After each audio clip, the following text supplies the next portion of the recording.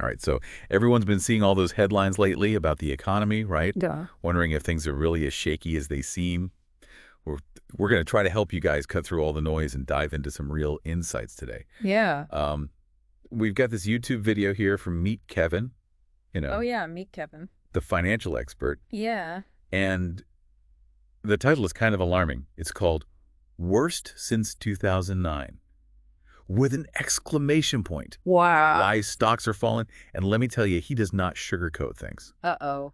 We're going to be talking about job cuts, trade wars, and really dig into whether the U.S. economy is as strong as it's been made out to be. Right. Yeah. I mean, one of the things that really jumps out from the video is how Meet Kevin connects those job cuts to the overall health of the economy. Yeah. He points out that in February 2023, job cuts hit their highest point since 2009, Oh, wow. which is a huge jump. And it could be a sign that businesses are getting really nervous about what's coming next. Yeah, he even compares the spread of these layoffs to a disease. Yeah. It's like what we saw in the beginning of the COVID-19 pandemic. It Right. really makes you think about how one sector losing jobs can trigger this chain reaction across the whole economy. Right. It's a powerful analogy. I mean, those initial job cuts mean people have less money to spend, right? Exactly. Which Yeah. hurts other businesses, and that leads to even more layoffs. And if it keeps going, we could be looking at a full-blown recession. That's a scary thought. Yeah, and Kevin doesn't stop there. He brings up this whole idea of the Trump card and how it's playing out on the global stage. That's where it gets really interesting. He's basically talking about how Donald Trump's approach to trade and international relations is facing some serious pushback from other countries. Right. He gives these specific examples, like Zelensky securing funding from Europe instead of the U.S., Mexico, and Canada resisting those tariffs, and even Trudeau straight up accusing Trump of appeasing Putin. It's like the world is kind of pushing back against this America First approach. Yeah, and Kevin argues that this resistance could have some pretty significant long-term consequences. How so?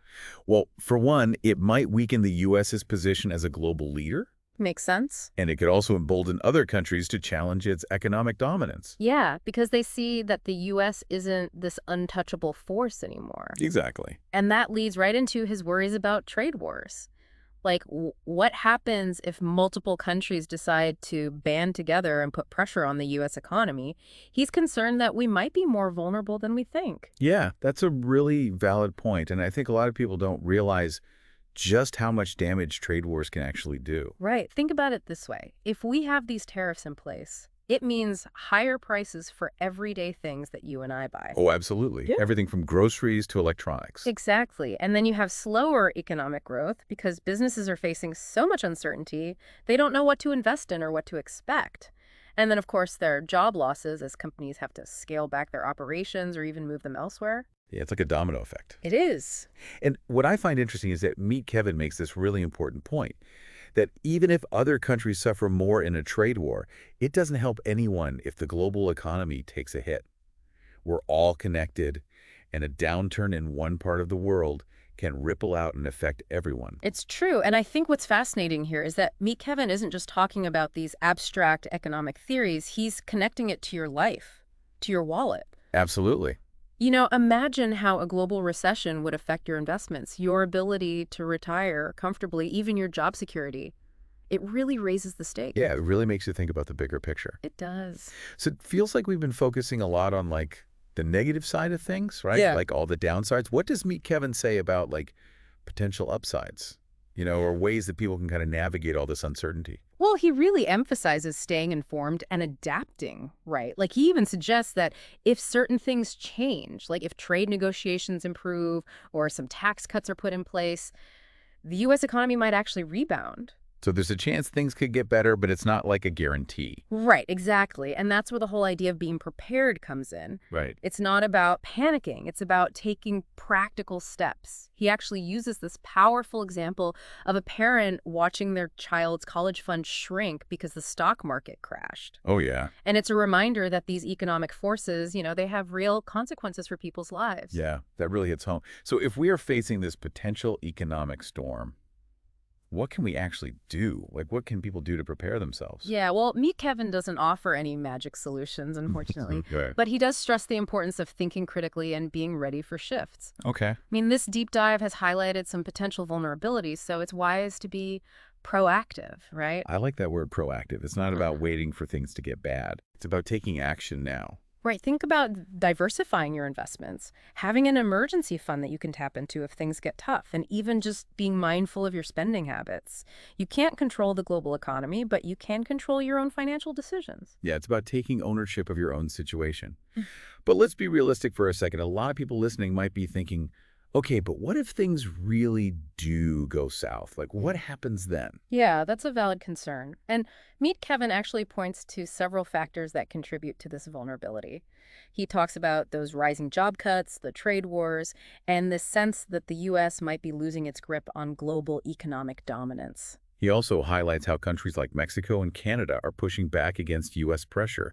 He even mentions that they're boycotting American products. Wow. Could this signal a shift in global power dynamics? Yeah, it's certainly possible. We're seeing a rise in nationalism around the world, and countries are increasingly willing to assert their own interest, even if it means going against the U.S. This could lead to a more fragmented global economy where cooperation is harder to achieve. So what's the takeaway here for our listeners? How can they navigate this complex landscape and, make smart choices for themselves? I think one of the biggest takeaways is that we're all in this together. Hmm. What happens in one part of the world can affect us all, so we need to be aware of those global connections. Yeah. Meet Kevin doesn't provide all the answers, but he does encourage us to stay informed, think critically, and be prepared for those potential economic shifts. Okay. Maybe it's time to revisit your budget, your investment strategy, or even your career path. This deep dive has highlighted some potential vulnerabilities in the global economy, so it's wise to be proactive.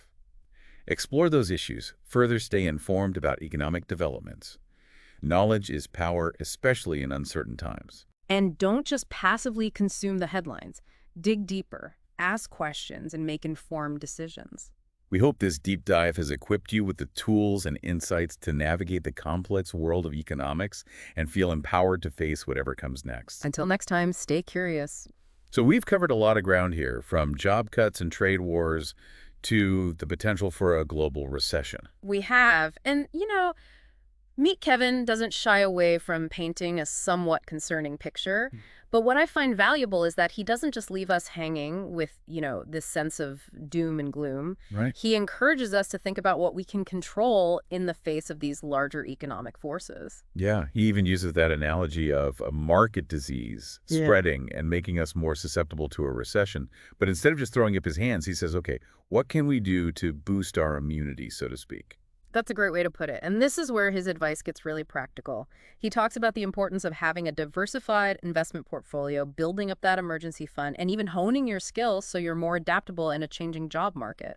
Yeah, it's like he's saying, don't just be a passive bystander in this economic story. Be an active participant, make informed decisions, and take control of your own financial future. Exactly. And I think that's a powerful message to leave our listeners with. Knowledge is power, especially when it comes to something as complex as the global economy. So as we wrap up this deep dive, what's the one thing you hope our listeners take away from all of this? I hope they come away feeling empowered, not overwhelmed. The world of economics can seem intimidating, but with a little bit of effort, anyone can start to understand the forces at play and how to navigate them. Don't be afraid to ask questions, do your research, and make choices that align with your own goals and values.